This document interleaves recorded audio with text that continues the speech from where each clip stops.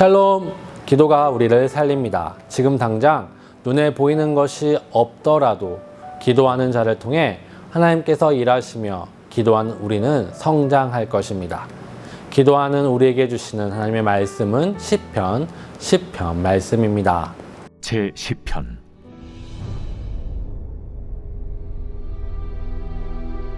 여호와여, 어찌하여 멀리 서시며 어찌하여 환난 때에 숨으시나이까. 악한 자가 교만하여 가련한 자를 심히 압박하오니 그들이 자기가 베푼 꾀에 빠지게 하소서. 악인은 그의 마음의 욕심을 자랑하며 탐욕을 부리는 자는 여호와를 배반하여 멸시하나이다. 악인은 그의 교만한 얼굴로 말하기를 여호와께서 이를 감찰하지 아니하신다 하며 그의 모든 사상에 하나님이 없다 하나이다. 그의 길은 언제든지 견고하고 주의 심판은 높아서 그에게 미치지 못하오니 그는 그의 모든 대적들을 멸시하며 그의 마음에 이르기를 나는 흔들리지 아니하며 대대로 환난을 당하지 아니하리라 하나이다. 그의 입에는 저주와 거짓과 포악이 충만하며 그의 혀 밑에는 잔해와 죄악이 있나이다. 그가 마을 구석진 곳에 앉으며 그 은밀한 곳에서 무죄한 자를 죽이며 그의 눈은 가련한 자를 엿보나이다.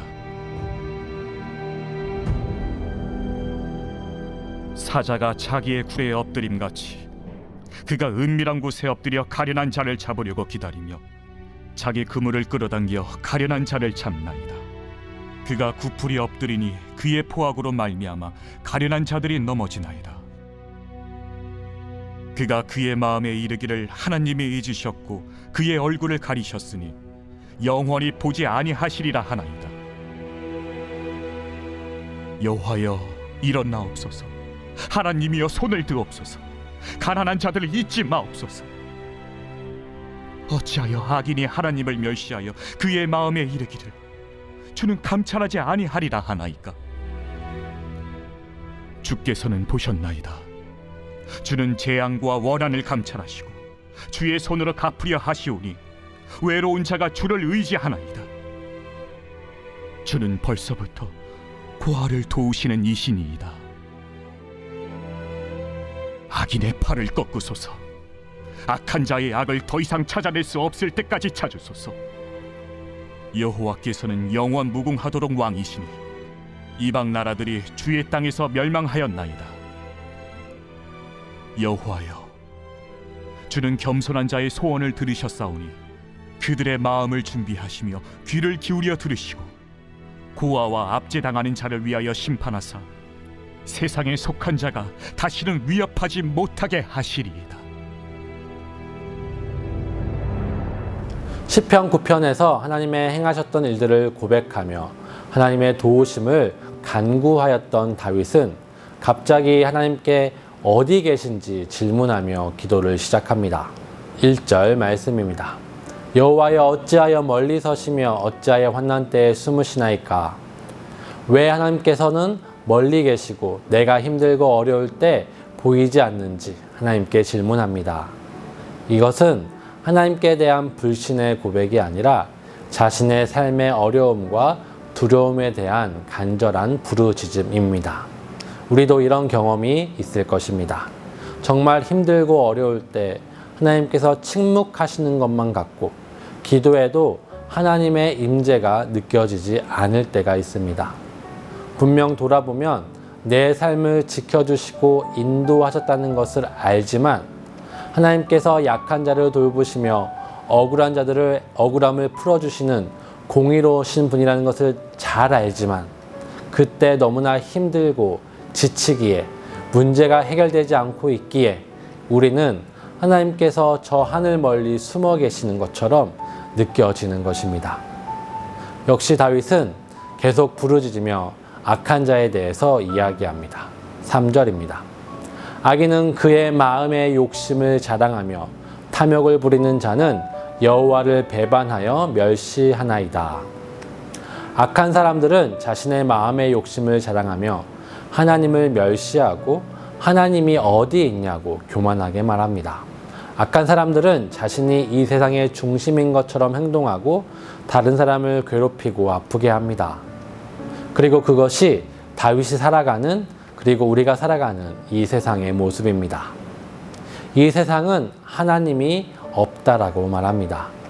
악한 사람들이 가득하고 그들이 승리하는 것처럼 보입니다. 그들은 자신들의 성공으로 하나님을 무시하며 하나님이 계셔도 이 세상에 관심 없다고 말합니다. 더욱더 자신의 욕망과 탐욕대로 살아갑니다. 많은 사람들은 이 악한 사람들로 말미암아 아파하고 피해를 입습니다. 다윗은 이런 세상을 바라보며 하나님께 간구합니다. 12절입니다. 여호와여 일어나옵소서, 하나님이여 손을 두옵소서, 가난한 자들을 잊지 마옵소서.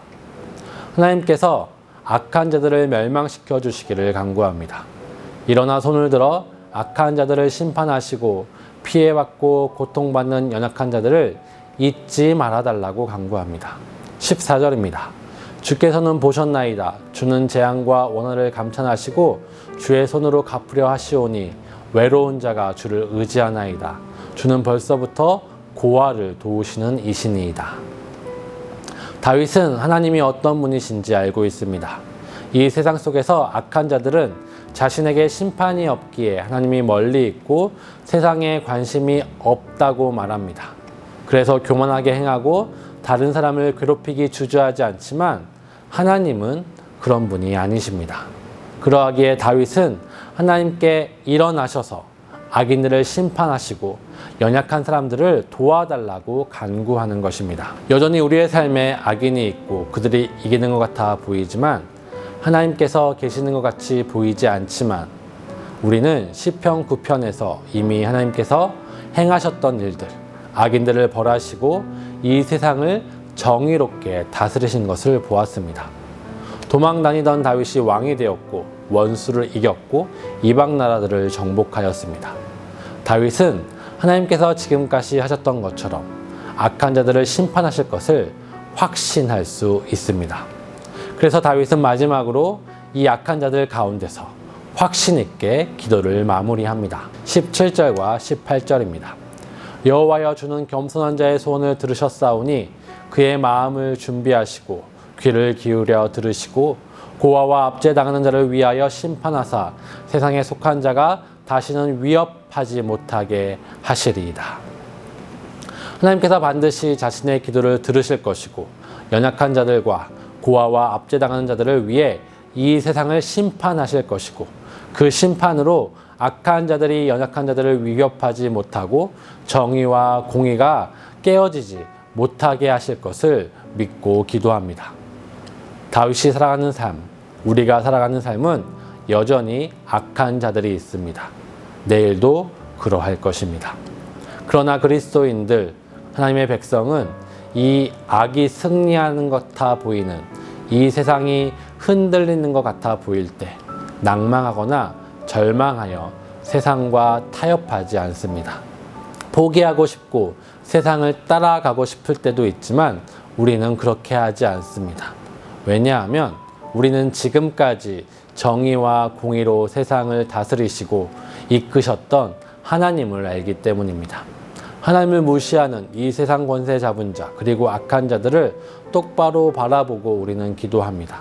하나님께서 반드시 공의로 이 세상을 다스리고 계시다는 것을 확신하며 우리는 이 세상과 다르게 그리스도인답게 하나님의 그 다스리심 가운데 담대하게 살아갈 것을 간구합니다.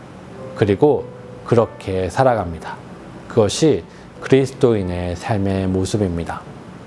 오늘 하루 누가 나에게 어떻게 한다 하더라도 나의 삶이 나를 실망시킨다 하더라도 세상에 불의한 일들이 들려온다 하더라도 낭망하거나 포기하는 것이 아니라 더욱더 하나님의 공의로우심을 확신하며 기도하며 하나님의 뜻대로 살아가는 모든 성도 여러분 되기를 간구합니다.